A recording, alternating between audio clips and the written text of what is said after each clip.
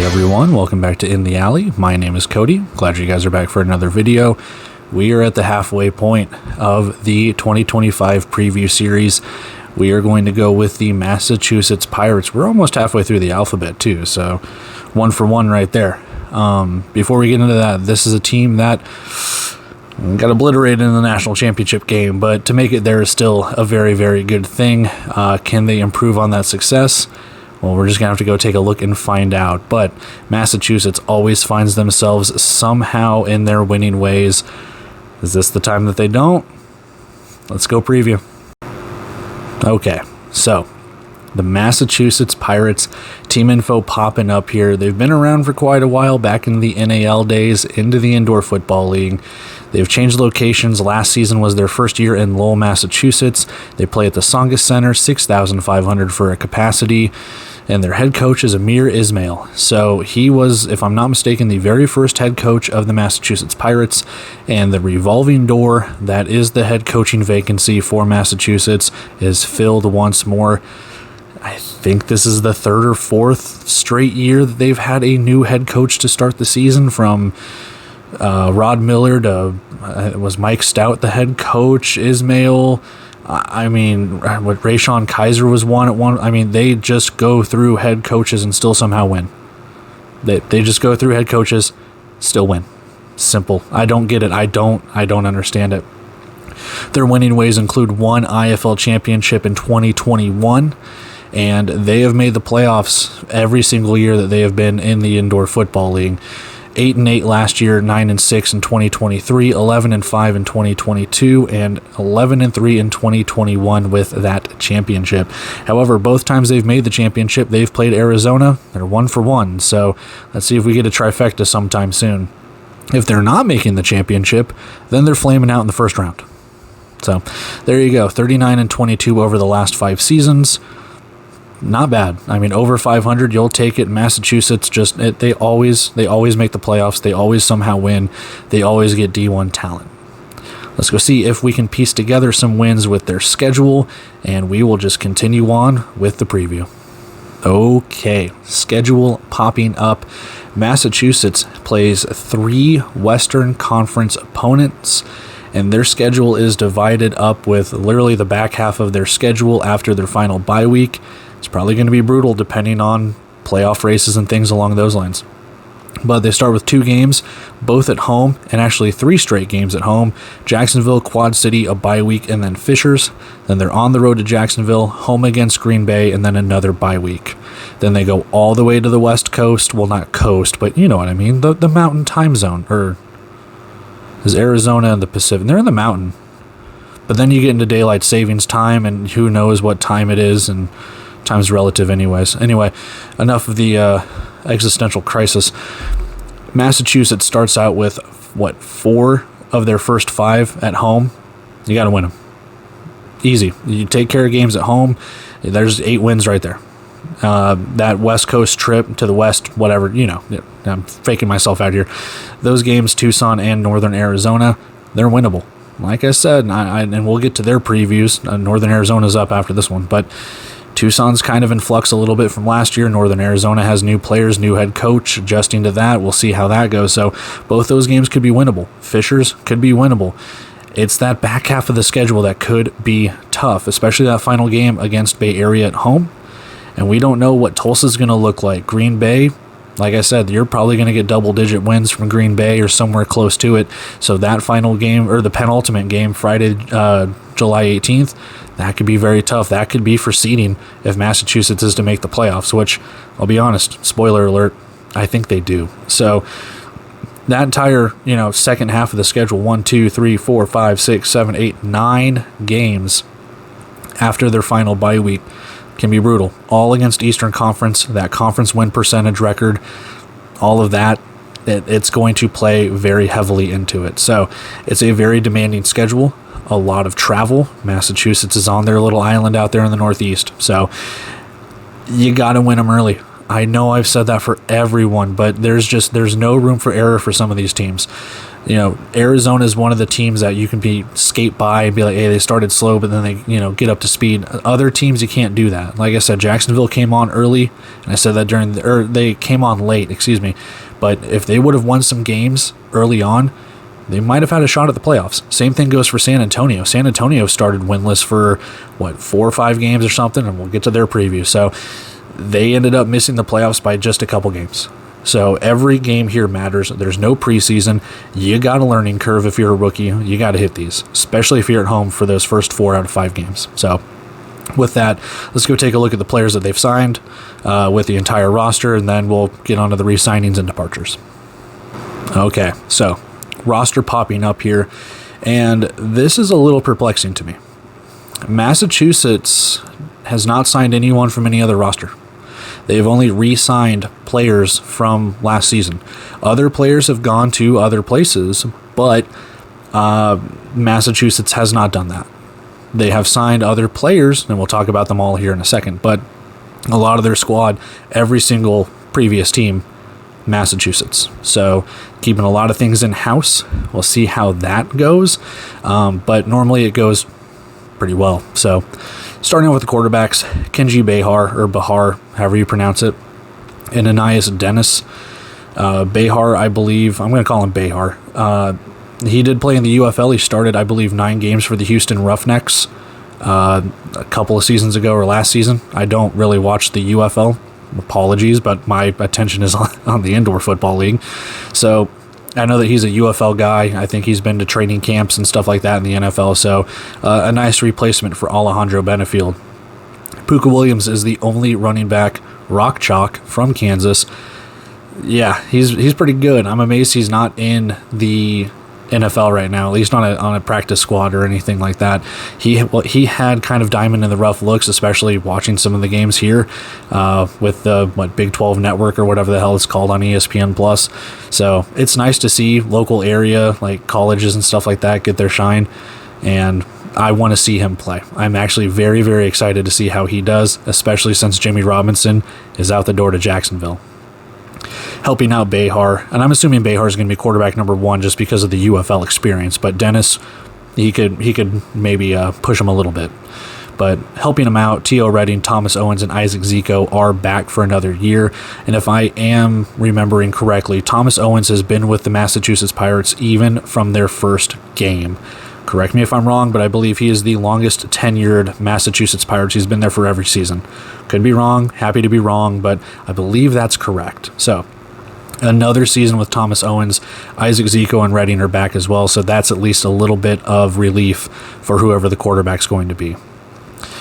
Damon Hazelton, Isaiah Coulter, Jovan Tucker, and R.J. Mobley round out the wide receiving core. Quite a few rookies. We'll see if any kind of step up. I mean, they had a couple of injuries last year. Dallas Daniels got in. Hassan Beydoun came in. I know he was injured for a little bit. And there's another one I'm probably forgetting, but regardless, they always find talent. And until you look at Javon Tucker and RJ Mobley, it's like it's all FBS and FCS talent. I mean, that's their claim to fame here from Massachusetts. Something I did notice, though, I didn't change it on here because I'm not sure if it is a typo or not.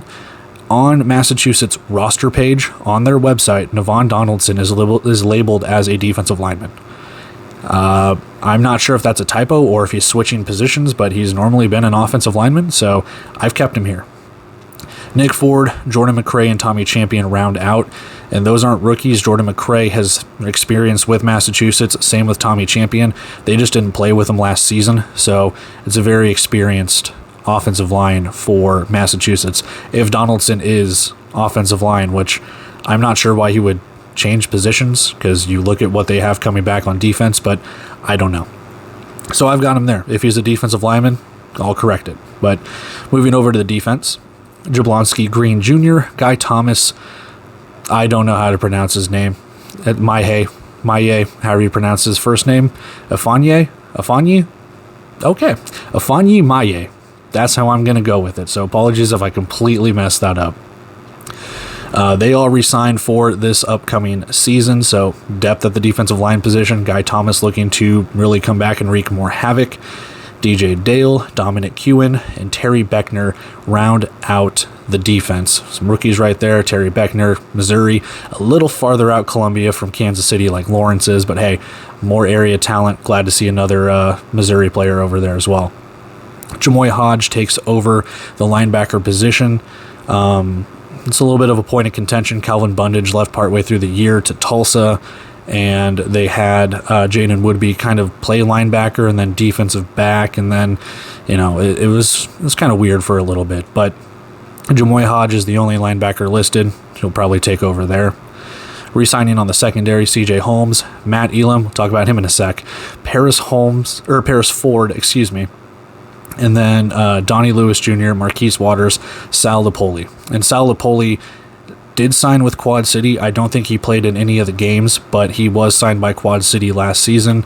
So he's over here, probably some practice experience at the very least. So a little bit more experience on that defensive secondary. Matt Elam, though, quick side note, he was hired as Fisher's defensive coordinator and defensive backs coach when they were announcing their coaching staff, and then he ended up retiring from Massachusetts to go be the coach, just to quit being the coach or never finalized. I don't know the details. And now he is signed with Massachusetts again. So I don't know if it was a money thing. I don't really know. I'm not going to speculate, but regardless, he is back with Massachusetts to bolden that secondary. Maybe it's something where he wants that ring and sees it with the best chance with Massachusetts. So there we go.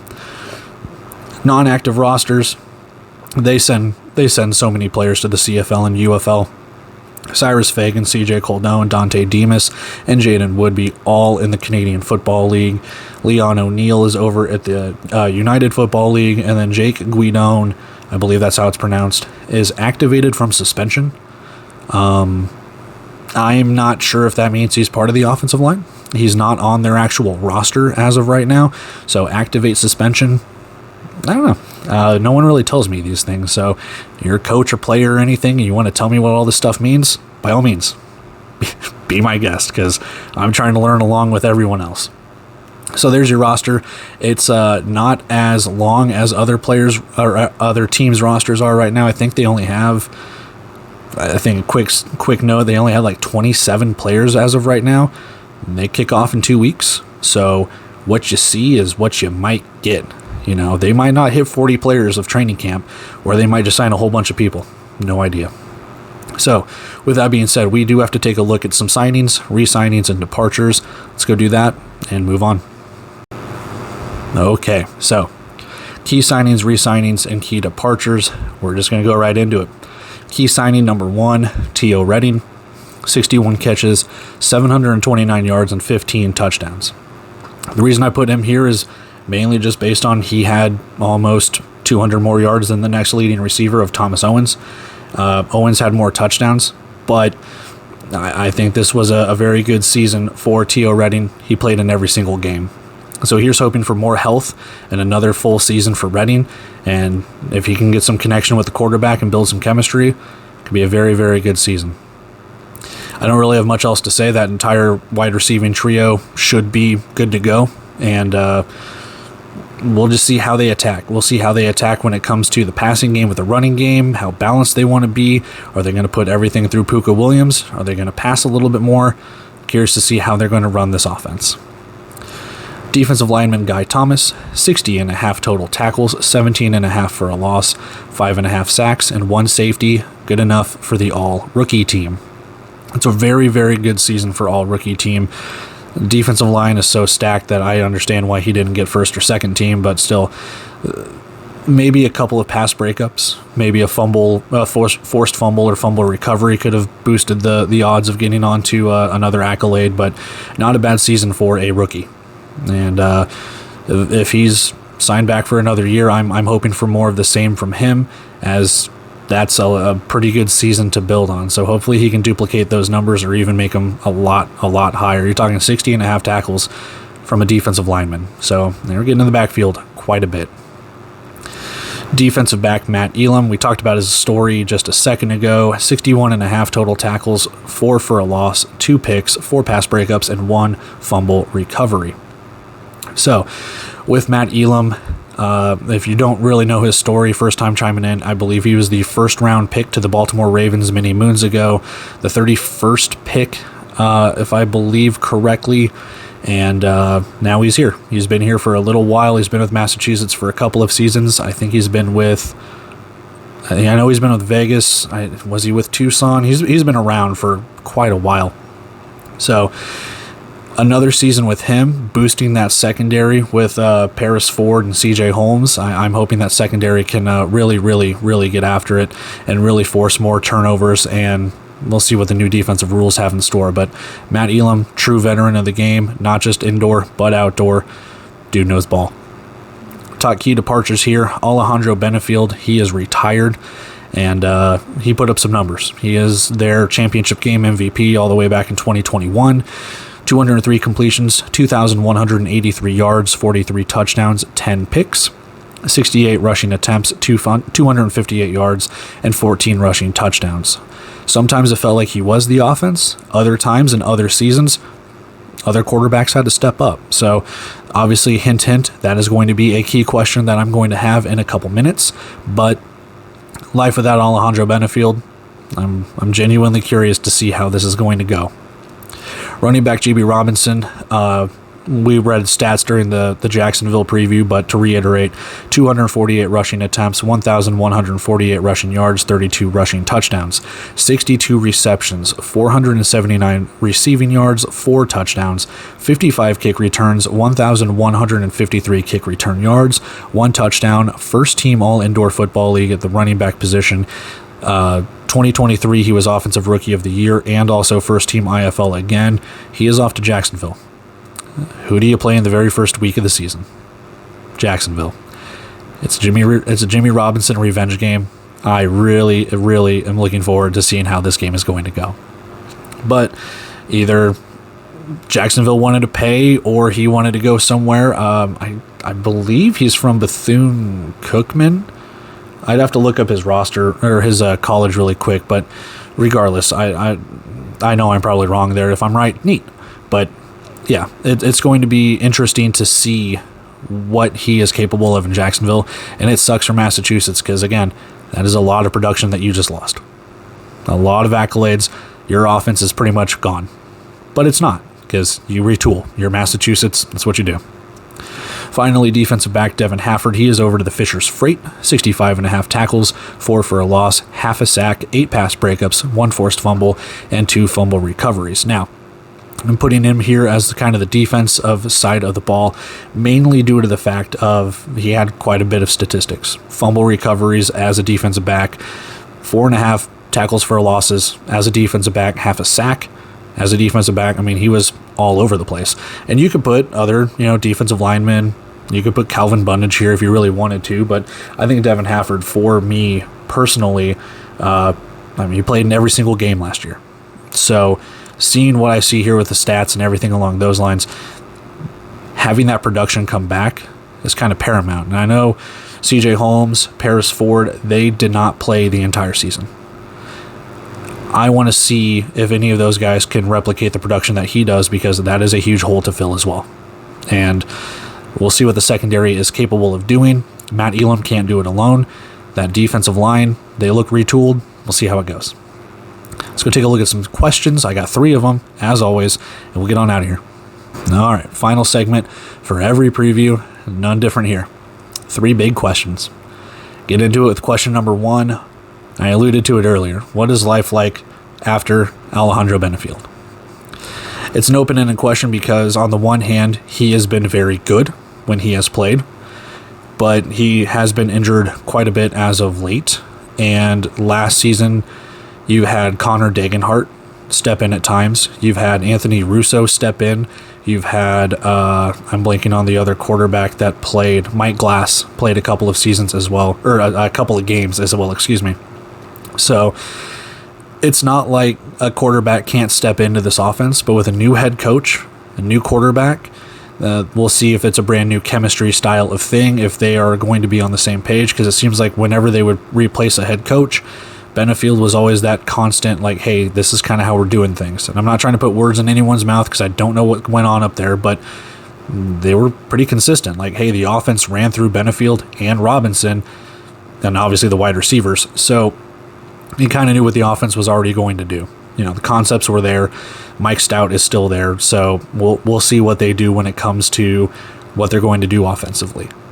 So Kenji Behar, who I'm assuming is going to be quarterback one, I think he's got the talent. I think he's got the skills to take over from Benefield.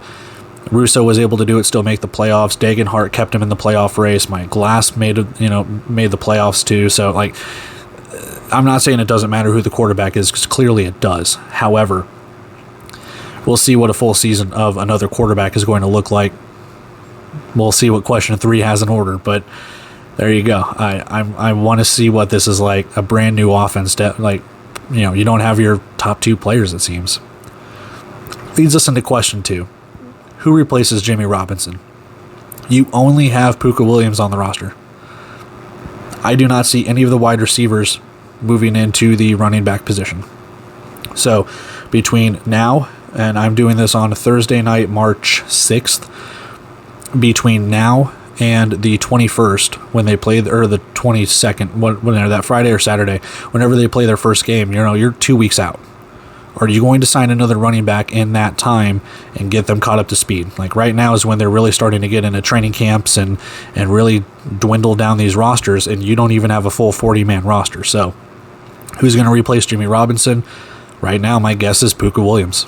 So we'll see how that goes, and if he can carry the load. I really want him to succeed, mainly because, I think that'd be really cool to see someone from Kansas do that. So final question, will the playoff streak continue? And like I said, I'm not trying to say it's just plug and play, because this season seems a little different for Massachusetts for me. And I'm not saying that they're going to miss the playoffs, but they went 8-8 last year. They went, 9-6 or 9-7 the year before that. They've been kind of middling a little bit, around 500 for the last couple of seasons. And now you have to revamp that offense. The defense still looks all right, but a brand new head coach. Fred Griggs is back. Mark Stout is back for coaching and stuff like that. Amir Ismail, he's no stranger to Massachusetts, but, this just seems like a season for Massachusetts. If they're going to take a step back, this might be the season they do it. If they don't, I expect more of a middling season where they finish 500, 8-8, 9-7. I have a hard time seeing them win double-digit games, but there could be a chance they back into the playoffs. Like I said, I have about 5 teams out of the 7 in the East. Of those 5 teams, Massachusetts is one of them. You can guess the other 4. For me, it's like they are battling for seeds 3 and 4. So, will it continue? Yes. Asterisk. Because if I'm wrong, I don't want to be wrong. So, for some reason, I think they back into the playoffs. I do. I think they do. So, there you go. There's your 3 big questions. What is life like after Alejandro Benefield? Who replaces Jimmy Robinson? Will the playoff streak continue? I'm not necessarily concerned about the defense. The defense has just kind of taken care of itself lately. It was questionable at times last year. It was. But we'll see. They've got quite a bit of veteran leadership on that secondary. Some signings on the defensive line that intrigue me. And really, if they just have to solidify that linebacker position, I think they should be all right defensively. So there we have it. Let's go wrap everything up. And that is it for the Massachusetts Pirates 2025 preview. We are halfway done. We have 7 more teams to go. Northern Arizona is up tomorrow, and it's just kind of more of the same. Going to preview every single team just like this one. I'm really hoping Massachusetts can surprise me a little bit. I know a lot of people have some flack about the ownership and kind of how they do some things up there, which, okay, I totally understand it. I don't get in the way of it. If you don't like the ownership, that's fine. I'm indifferent to it. For me, it's just they win. They do. And I like winners. I like losers too. Don't get me wrong. I still like, Tucson and Duke City, rest in peace, and every other team in this league. But it's always the curious case of how is Massachusetts going to pull, a rabbit out of its butt, make the playoffs? How is Arizona going to start slow and still win double-digit games? How is Quad City somehow going to finish 9-7 for the 3rd straight year and back into the playoffs too? Things like that. I like teams that like to win, and Massachusetts has just been kind of a fun watch because fun watch in the sense of you don't know if their stream's going to go out, but I had to put that in there at some point. Yeah, you don't know if their stream's going to pop out, but anyway, I'm done. I'm rambling. I'm just making stuff up at this point. I had to do that, so I'm going to end that on that note. So I'm going to take off here, guys. Love and appreciate every single one of you. With that being said, as usual, like, comment, subscribe, share, do whatever you want to do. We'll be back here tomorrow night, tomorrow morning, whatever, when you get this, and we'll be going with Northern Arizona.